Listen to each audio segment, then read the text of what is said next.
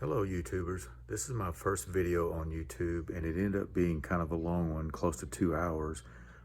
So I thought it might be good to break it up into 4 pieces.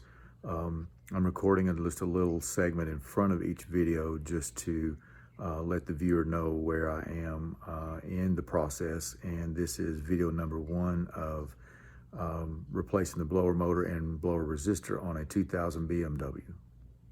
Okay, hey guys, today we're going to work on my wife's car, 2000 BMW 740il. The air conditioner works, but the blower doesn't work. I don't know if it's a blower motor or a blower resistor. The only way you can get to them is to take the whole dash apart. So I've already ordered a replacement blower motor and a replacement resistor. So this is going to be a video of me taking the dash apart / off of the car because that's the only way you can get to it. Quite a bit to take off. I don't have any assistants helping me film or anything, so this should be or will be just setting the camera somewhere and trying to capture as much as I can. Maybe I will stop and move it around. We'll see how that works out. So appreciate your patience and thanks for watching. Okay, so this is the car. Nice car, relatively low miles. I think 130,000 mainly, basically something like that. Needs a bath. It's rained a lot this past week and just haven't had a chance to get her to the car wash. So I will get the camera basically positioned where I think it'll catch most of it. May be able to pick it up and show you some as I'm going along, and if not, just bear with me. Thank you. Okay, so I think one of the first things to do is to get some of this trim popped off, and if I can get the tool in there. Let's see.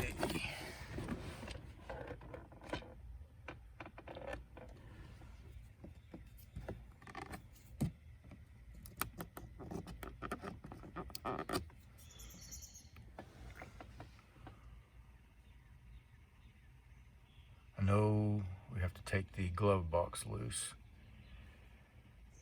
So let's get started on that. Okay, so unlike some of the other YouTubers, we don't have a garage. We are in a gravel driveway, and we are doing things and as we can, as far as working on things. Take things apart, things don't work, we're the fix-it guy. So this is video. This is also a new YouTube channel that we're starting. We're learning as we go. Appreciate your patience. Just a normal average guy documenting things that he works on. If you can't afford to pay somebody to do it, you do it yourself. Just like I say, we're learning as we go and trying to document it. If it'll help someone else, fine. YouTube is great for that. In no way stating that I'm a professional or that I have all this excessive knowledge. I have worked on vehicles for a while, basically my personal vehicles. No one's paid me to work on any of their vehicles. Although my daughter was dating a kid that had a clutch he needed to put into a car, and he paid me to put the clutch in. Short of that, everything I've done, help people out, basically just maintaining the older vehicles we have. We like the older ones, but anyhow, just a little preference, and see if we can't get started. Okay, so I believe there is a screw to take the side panel off, and it's a little hard to see in the glove box, the side panel.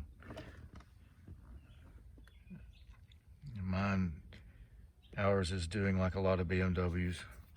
It's coming unglued. The side piece is here, but this side panel comes off to allow access to, I believe, a couple of bolts that hold the dash on, and there is a screw right there.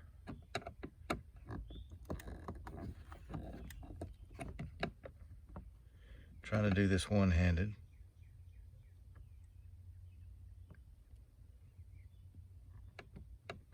Don't really have anywhere to set the camera, and I don't have anybody to film.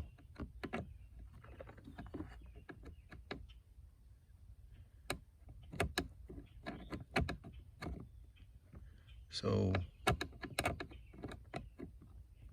see how this goes.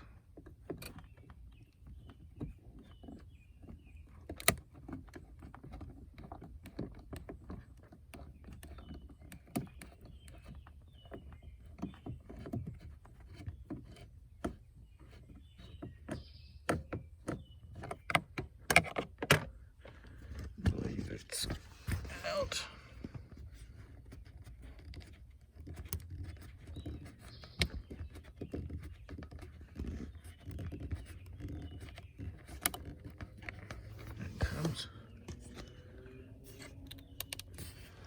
Let's see.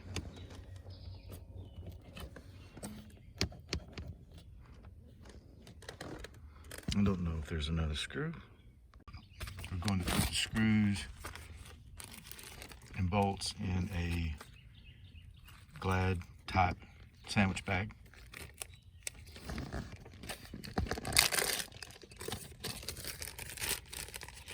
It'll be easier to keep up with. The other thing that we can use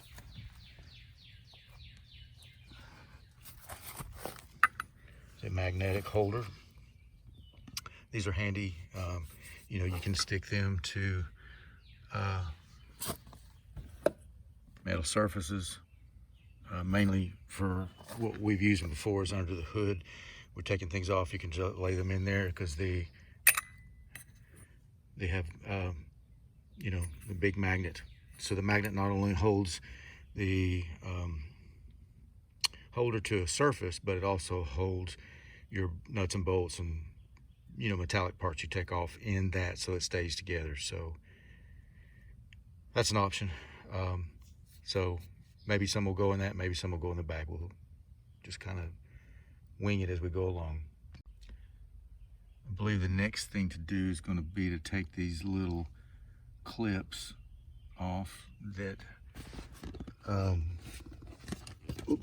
is holding.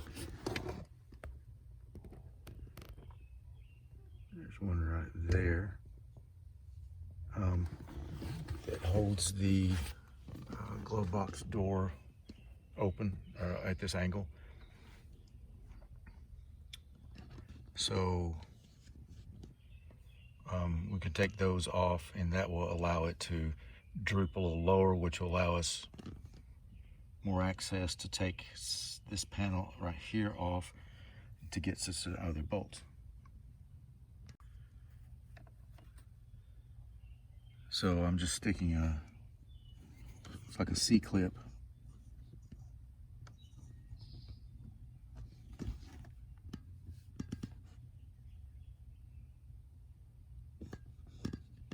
And I'm just sticking a screwdriver in one of the little notches.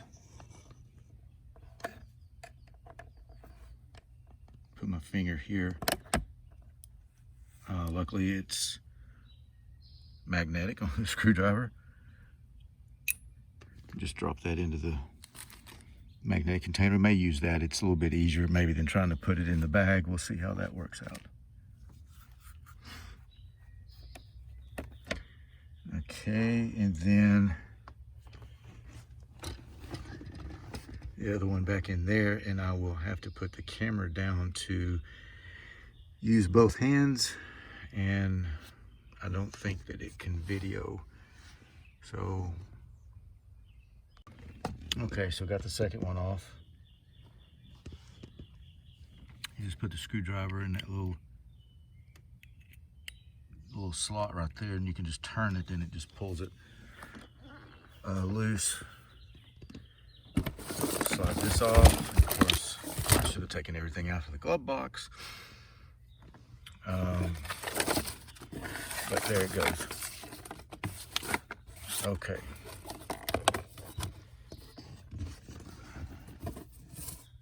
So the glove box is now down, and I think the next order of business would be to take this panel right here off. And there are 1, 2,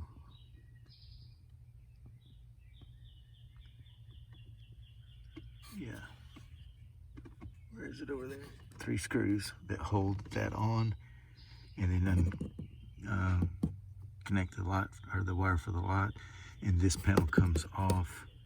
And I believe behind that there are, that may let us get to the trim, or this piece, one of these 2 pieces. I think maybe the wood piece that comes off. And I'll get the panel off and then we'll look at it. Okay, so there are 2 connectors. There's one right here, and this is the plunger that turns off the light. So you have electrical connection on that guy, and then you have one here, and then this panel should come loose. Okay, so there's one more screw. I don't know if I can get the camera up in there. You can see it from the shock. Let's see. That's kind of hard to see. You can see my finger touching the head of it right there.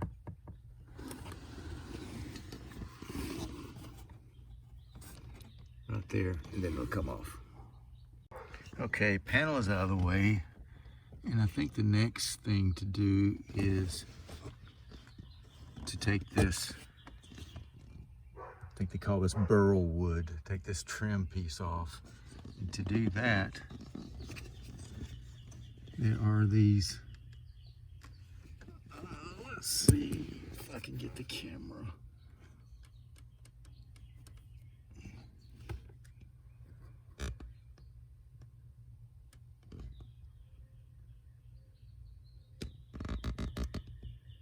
There's one right there, my finger on. Here's another one. I think there are, looks like 4 of them. There's another one. And they unscrew. Can't remember if they're Phillips, but you could probably just, if you can't turn them with your fingers, maybe turn them with a pair of pliers just to get them started. But it looks like this one on the end has the fat side touching the dash. And the next one has the skinny side, and then the skinny side, and then the fat one. So, not sure what that's about, but I'm going to disassemble those. Okay, this is the piece that just came off, that I just took off. I'm thinking these 4 pieces probably should be oriented like that instead of this way, but this is how they were. But after taking this piece off, this wood piece is still on, and if I'm not mistaken, behind that wood piece are some bolts holding the dash on. So this piece probably did not need to come off, and this one has the same type of connectors. So I don't know if it was just easier to get. And this one seems to be oriented the same way.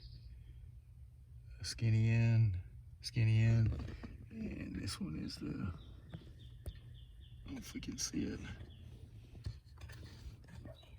Oop, it's hard to get the camera there, fat end, down to the dash.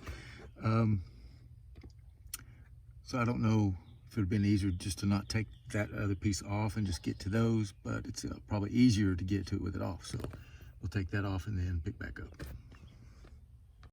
Okay, so according to the Bentley manual, when you're working with electrical, you want to disconnect the negative terminal of the battery. And I was looking at the airbag, and the dash has got to come off, so the airbag is going to I don't think the airbag comes out, but you have to actually, now that I think about it, I think you do. The bag has to come out of the whole mounting. Not sure. So we're going to disconnect the battery just to be on the safe side. So on this particular model, 2000 BMW 740il, the battery's in the trunk on the passenger side. Pull down this lever, and there is the battery. So we will get a 10 millimeter and take this loose. The Bentley manual says to take the negative post loose and insulate the connector, I guess, just in case it touches something or whatever. So that's what we're going to do now. We'll do that and then we'll pick back up. Okay, so we disconnected the battery, the negative side, and then just wrapped the end, electrical tape. I'm guessing that's what the Bentley manual meant. I guess that just prevents accidental contact or whatever that might re-energize the system. Okay, so now that that's done, then we can move forward and work around with and along with the airbag and not worry about accidental discharge. So we will go back to the front and continue on. Well, this burl wood trim does not seem to want to come off. We're going to try to see if we can get the dash off with it still in place. Not sure if that's possible. I think right behind this there's a screw that you have to get to that lets this bezel come off of the radio. So no, these pieces have to come off. So we'll see if we can get those off. There is this HPS little identifying cover, just slides up, and there is a Phillips, I think, behind there. So stand by and we will investigate that. Okay, yes, you just kind of pop that up a little bit, and then there's a Phillips. We'll take that back. That was not a Phillips. It was a Torx bit. T25.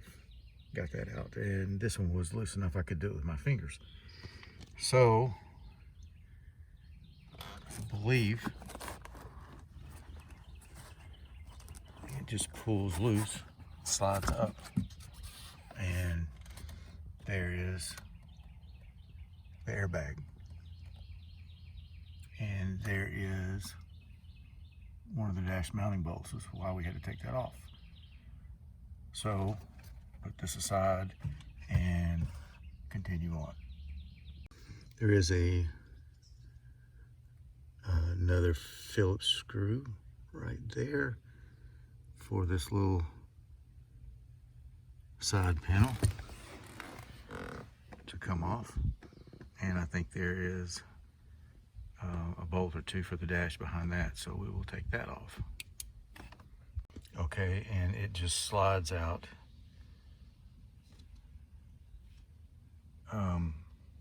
That little piece right here kind of holds it in. You got the screw on the bottom, and then well, you can see this one was broken that I took out up there.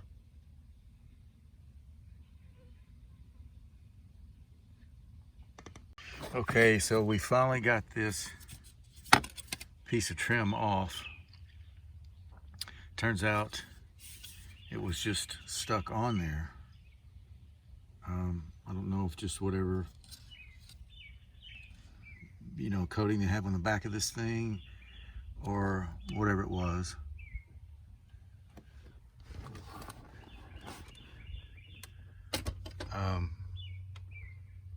Don't see anything else holding it on. Yeah, those four, 1, 2, 3, 4. And I'm guessing that's why you had to take main reason. You also have these screws that you have to get to get this adapter or bezel off. Anyhow, so and with that side piece off, you can see these two bolts that hold the dash on. So those have to come off. Okay, so I think the next thing to do will probably get this airbag cover off. If I remember correctly, I believe it just pops off, but we will check that and get back to you. Okay guys, after a little bit of struggling, I finally got the airbag cover off. I have another 2000 BMW that I've already taken the dash off. It's been several months. There's evidently, it has two tabs. You can see how this is protruding, and the top one, you can see it's got protrudes, and it goes into an indention there in the top, and an indention little tab on the side. That's what holds those in. And then there's a little clip right here that goes on the back side of this one, and it's not made to really take off. It breaks. So I'm not sure what to do about that going forward. I guess we could always, when we put it back together, we can always throw a little spot of glue on it or something. But for right now, that's how that works. And then it appears that BMW didn't want this lid hitting anyone or doing any other damage, so it's got these straps on, almost like two little seat belts. But the next thing to do would be to take, and I believe you have to take this airbag out to get to some bolts underneath it. And there are a couple of connectors you can see right here.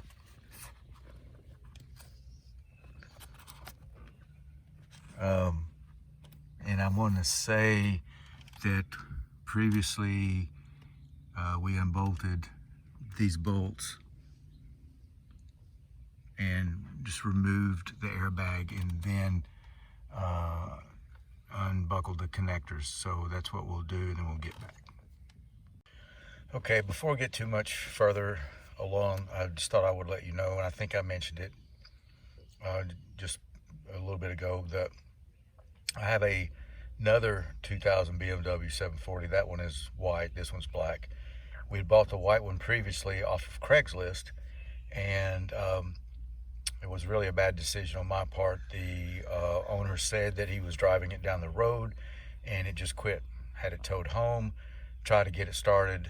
I forget what all he tried. I think he said he ran down 2 or 3 batteries trying to start it, never could get it to run. So we, in our confidence in ourselves and thinking we knew what it was, bought it. Got a decent price for it. Body is in great shape, inside's in decent shape. You know, no damage. Had a cracked windshield, I think. Nothing major. Worked on it for a long time and finally discovered what appears to be what they call bore wash or cylinder wash. Basically, when you try to start a fuel injected car, you know, the system squirts gas into the, if it's a direct injected, it's into the cylinders. If it's into, you know, an average injected one, it can be a throttle body, it can be whatever, but basically the system squirts gas in there. I think the BMW might be direct injected, I'm not sure. Anyhow, what happens is, you know, there's obviously no oil pressure, and the gas over a period of cranking wears out what lubrication there is on the cylinders, and I'm guessing it wears down the piston rings. Could be wearing down the cylinders depending on, you know, what they're made out of, whether they're aluminum or cast iron or whatever. Anyhow, so you know, I had tried a new spark. I had spark, I had gas, but I obviously had, you know, air. There wasn't anything blocked it, but I had no combustion. So I put a compression tester on it, and it varied, but they were around 15 pounds of pressure, which they're supposed to be at least 150. So that motor wasn't any good. We have a wrecked one where our daughter fell asleep at the wheel and wrecked it, but that motor had been, short block had been replaced by BMW, blah, blah, blah. So long story short, we ended up buying the black one. And the black one's been really good. But it turns out the white one has just been a parts car or a donor car, or in this case, you know, that the car never ran, so I don't know if the blower worked on it or not. So I took the dash apart. We took the dash apart maybe several months ago and got the blower out of it and the resistor. It works, but you can see a pretty good wear on it, and it's the same age as this one, you know, 22 years old. So we made the decision just to buy the new. So, but this was all to say that we have a donor car or parts car, or a take it apart and figure out how to do it. If you damage something, not a big deal. Whereas on this one, you know, it's the wife's car and you don't want to damage it. So, and then one other thing I would suggest is this, a magnetic telescoping tool that you can retrieve parts or whatever. This is a great tool to have. Just like pulled that nut up. I think this was a $3 tool or something like that, and it's been a lifesaver. But we will finish taking the airbag out and get back to you. Okay, airbag is unbolted. It weighs a ton.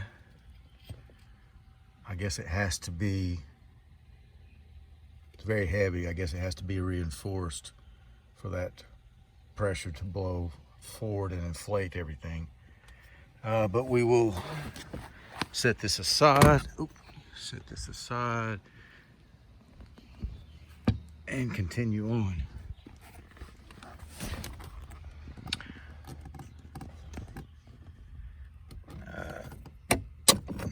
So this bracket comes off, comes out, and we can set that aside.